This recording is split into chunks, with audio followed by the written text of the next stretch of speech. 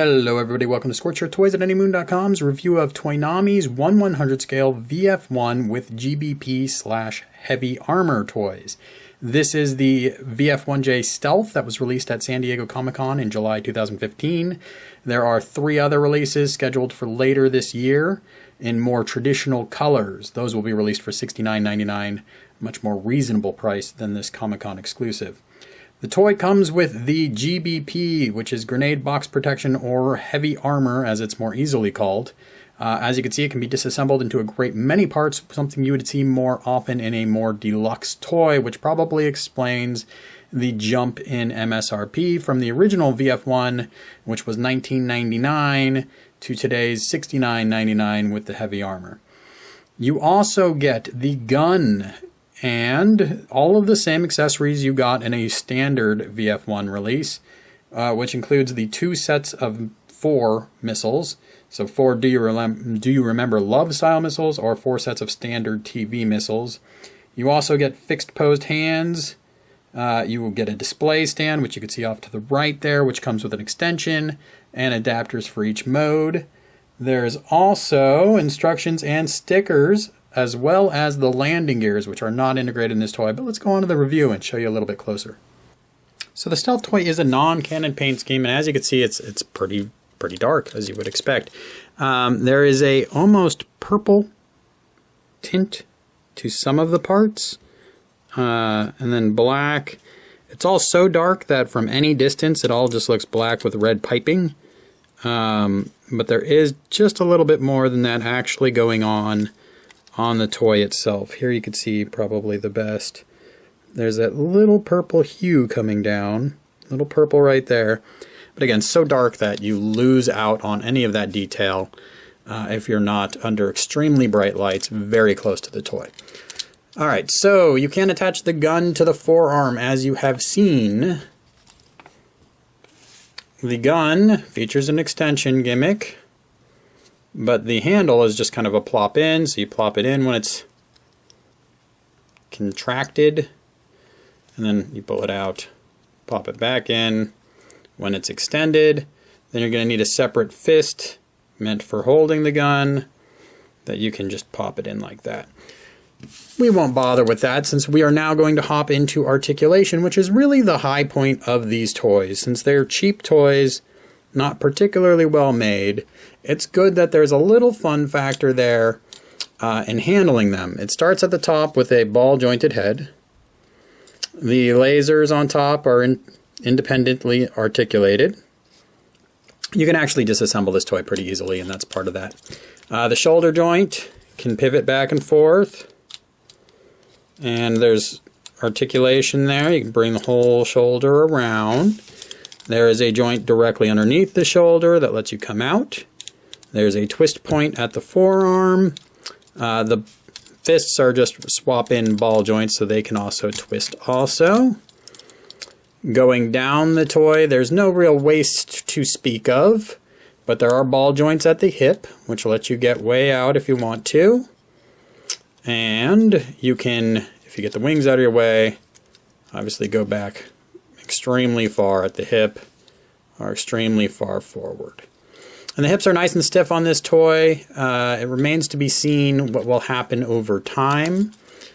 These toys are notorious for cracking at the joints and then being very loose and sloppy afterwards. That was very prominent on Wave 1 and 2. It remains to be seen if that will happen on this wave. I'll go through articulation and give you a little closer idea of that. There is a pivot joint right underneath the hip. That's going to be your gear walk joint later.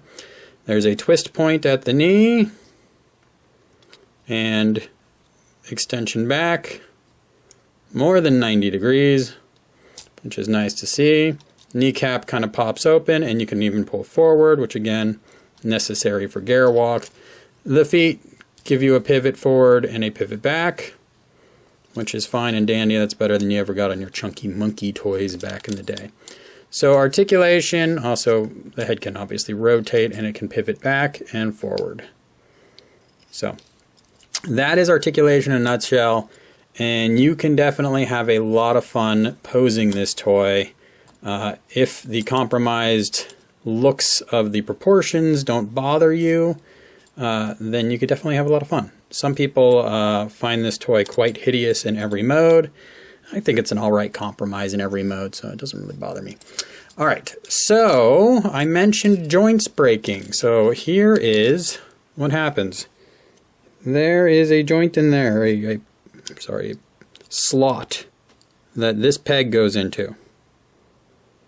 Here is a VF1 Fokker toy, which the leg just randomly fell off on. If I pull off an arm, you will see a very cracked joint. That joint no longer holds that peg very well. It still holds it enough for it to be a functional toy, but as you can tell, the joints on this toy fall off quite a bit. So obviously joints that fall off reduce fun factor, so something to be worried about. We'll have to see in the long term if these toys are now made out of a little bit better plastic. Toynami doesn't really have a great track record of responding to criticism, so I am a little wary of giving them the benefit of the doubt that they've actually addressed the issue until we hear otherwise, or if I've had this toy for a year and I've kind of handled it a bit and it doesn't break, then I will happily revisit it and let you know. Okay, so let's go ahead and put the armor on. We can start with the shoulder armor. That's the easiest one. All it does is slide on and it attaches very firmly into place, so I am a big fan of it. There it goes, right on, no problem. Let's do the hip armor next. It also likewise just slides on and attaches nice and firmly into place. So far, so good. The leg armors are not unlike other leg armors you've had, except that you have to open up the door in the leg, spin it around. That's your landing gear door in fighter mode. It reveals a little slot for that peg on the armor to fit in. So now our front of our armor is on. You just spin the toy around. Go ahead and plop on your rear armor, which has a little slot down there, normal peg right there, and that's all there is to it. Now we just go to the front, peg in, big peg on the side, another peg in, and the leg armor is attached. Now that was nice and easy and also very firmly attached. So far, so good, and we have attached a large portion of the armor, so that's all good. The arm armors are a little less ideal for me, but still normally not bad. You just, again, very much like the more deluxe GBP toys you'll see out there. Just goes on like so. Now the problem I have is in handling these parts, I often get the arm armors falling off on me. So while the other parts are pretty nice and snug, the arm armors less so. But we are still nothing terrible. We have to remove the heat shield to put on the torso and chest armor. So here that comes off. You can see that peg right in the middle there. It is just going to, let's get that back down. This is just going to fit right on. Might have been a little easier if I didn't wait to put this somewhat last. You can see there's a couple little slots in the top. Those are going to have to fit in these top pieces. That is kind of the only real trick to this. There we go. So now once that's on, that is another rock solid piece. No worries there. So far pretty decent attachment. Not looking too shabby. Not terribly large in the chest, and everything's standing just fine. As I say that, it tips over backwards. That's kind of funny. Alright, so this was my big gripe with the super parts, and it continues to be a gripe. There's this random unnecessary piece on the side of the backpack that you then have to remove. Oh, we're getting to one of my bigger complaints here. Alright, so that piece comes off. Now why they didn't just make that little circle flush with the edge, I have no idea, because then we wouldn't need this separate little piece at all. Here are the pieces I'm removing as I go. So now I have this other weird side piece that I need to peg in, and it goes on like so. And there you go. So now my backpack is ready for the boosters. One of them you saw already fell off. The boosters are the exact same thing on either side. So they've got a slot so you could use it on either one. You peg it in. You have this large, shallow peg that then receives the booster on either side. Now the backpack doesn't do the best job in the world of staying up. The boosters do a worse job of staying on. Let's get you on there. Okay, so that one's decently firm to attach. And this one a little less so. So now I'm going to pinch them on as tight as I can. They're not terrible, but in handling them, your hand might brush up against them and knock them loose, and that gets annoying. And also, the backpack doesn't do the best job of staying where it's supposed to. I feel like it's supposed to lock into place, and mine's just not doing that. So this is it when you're done, and you've got some leftover pieces that you need to throw back into your toys box. Can the toy hold the gun in Batroid mode? Yes, it can, with the armor attached. You might have to cheat a little bit. You might have to raise the peg a little, but for the most part, as you can see, does just fine, which is not something you always see with grenade box protection toys. So, what makes this toy a little bit more deluxe than I think I expected, at least, as a part of the armor falls off there, is that it has missiles inside the missile bays. So you can swing these doors open.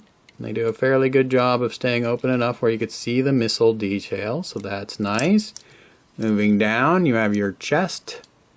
And there's your chest missiles, so that's also nice. And there goes another piece falling off. So again, looks good, and good being kind of subjective here, but not the best handling. There we go. So moving down, we have leg missiles as well. So 2 trapdoors that open, revealing missile detail there, so that's nice. You don't get the rear missile bays. These do not open like you would see on some more deluxe toys. And there's no articulated boosters either. Here is the toy on the display stand that's included. As you can see, the weight is not an issue, although just in general, these are kind of floppy display stands, as you can see there. But it's holding up well, and as a benefit, it is also holding up that backpack for you, so there won't be any issues as you handle it with that falling forward. Missile bay's open, everything looks good, so for a cheapy display stand thrown in there, it is working pretty well in Batroid mode, although it is fairly limited in what you could do. It's really just elevating the toy for me. You can see they've also added the Robotech 30th anniversary logo to the bottom there. Here you have Garrick Mode. I'm not going to show transformation in this video. It's pretty much just a Takatoku transformation with a very slight Yamato variation, so if you've owned a VF1 toy in the last 20 years, it's not going to be a problem for you. Toy looks decent enough in Garrick Mode. Still has very good articulation. But you can see there's tons of slop around the intakes. They don't peg in, and that head is just dangling there, so not the best Garrick Mode we've ever seen, but again, it can look alright. I mean, if you point the nose down, that hides the head pretty well, and the intakes, so not terrible. And again, the legs have enough articulation where you could have some fun with it. The hard points on the wings secure the armaments very securely, so that's good to see. On the stealth version in particular, a little questionable choice with the black missiles and then the white missiles. I don't know what they were thinking, but you know, whatever, it's an aesthetic thing. It's going to appeal to some people, maybe not to others. If you're going to use the display stand for Batroid mode just slips up behind the backpack, and then there's this little peg here. I had to use my teeth to actually free that. The Garrick version of the display stand, you could probably remove that adapter or that extension. You would put the little cup in down here, and then you would use this ball joint to fit into this hole back here. That hole is too tight for my particular toy, so I would probably need to get like pliers or something, and then I'd be worried that it'd be stuck in there forever. Or I could mill the top of this little plastic peg And then even then, once I get it into this cup, it would be damn near impossible to ever get it back out. So I am not going to use that, but it is an option for those of you willing to brave those elements. If there's any mode that beats you over the head with the fact that this is a cheap VF1 toy, it is fighter mode. And it begins with the pegs not lining up properly, and this has been a problem since the very first one that Toynami just does not care to address. There is a slot in the leg, you can see right there. There is a peg on the arm, which is about a little less than 1/4 of an inch further towards the front than the slot in the leg. So in order for those to peg properly, you essentially have to pull the arm out of its socket a little bit because you can't get the legs to move any further. So as you can imagine, that is just destroying any structural rigidity this toy had. So now I'm just going to get those pegs to ever so loosely be back into their homes and then peg them into the leg here. So that obviously is just terrible and fairly unforgivable. But once you've got it in, you can't really tell that you're cheating those pegs out. So maybe if what all you really care about is looks, it's no big deal. I've got the fists just dangling off the back, and that's because for me, I don't really care. They're hidden largely by the backpack. But if you did care, you could obviously just remove those fists and they wouldn't be there anymore, but that makes it even less perfect transformation. Obviously, I've had to change the heat shield to the Garrick and fighter mode canopy. There is no pilot. There is no detail of a cockpit. There is just a canopy. So again, if you're a fan of deluxe toys, getting let down left and right already. The backpack is just kind of sitting on top of the arms. It doesn't peg into anything and sits a little too high. So that will perhaps bother you. The intakes aren't attached to anything. Neither are the back of the legs. So again, it's stiff right now because it's brand new, but it doesn't feel as solid in fighter mode as it should. Certainly is nothing compared to Bandai's fairly strong high metal line, and we'll see with Bandai's upcoming high metal R line, which theoretically should be even better, so we'll see how that goes.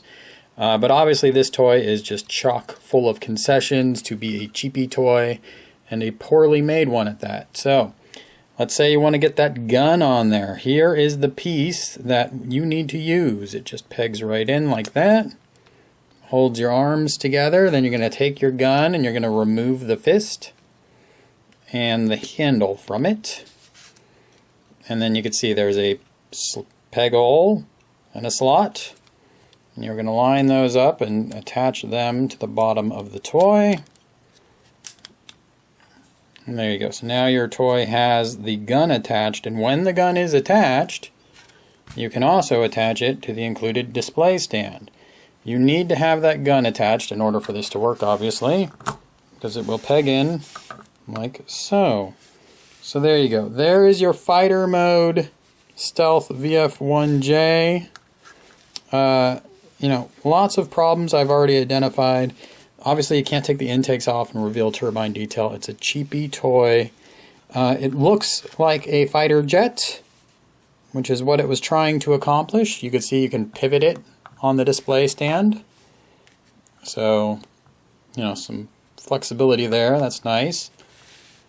But obviously, lots of concessions already. Let's check out landing gears. Returning our attention to the bottom of the toy again, we're going to go ahead and open some doors. Here's the front one by the nose cone there. And then we're going to push on the back, or the bottom of each leg. And then one peg there. Bottom, and then we just rotate around. And that reveals our landing gear bays. Here is a landing gear for the rear. It's got a little peg in the front that helps you make sure you're putting it in the right spot. So there we go. There we go. And then the big one in the front. It has 2 wheels, so it's obvious. And there are your landing gear on the toy. There's also a little connector piece here. And we can put the gun back on like I showed you before. And you have enough clearance for the toy to sit on those landing gears. Now the landing gears are made of plastic. There's no rubber tires. There's no rotating landing gears. Again, it's a budget toy and you will realize that at every point of the way. So ultimately, is this toy for you? You know what you're getting into now. At $69.99, it really feels like the answer should be no. It made sense to me as a $19.99 toy. That was kind of a throwaway toy. You could disassemble it fairly easily, customize it if you wanted it. With the GBP parts, it suddenly falls into a different price category where it's competing with the Bandai High Metal line, and it does not stack up well against the Bandai High Metal line. So a budget alternative, sure. It's dynamic, particularly in Batroid mode, and passable in the other 2 modes with obvious issues, but it is far from a good toy. The GBP itself, if that's all you're really interested in, not a terrible job. Again, it has opening missile bays. I like that. Some missile detail. But again, questionable design choices that seem like an effort to really cheap things out. And ultimately, the execution is just so-so. Thanks for watching my review, and check out anymoon.com for more.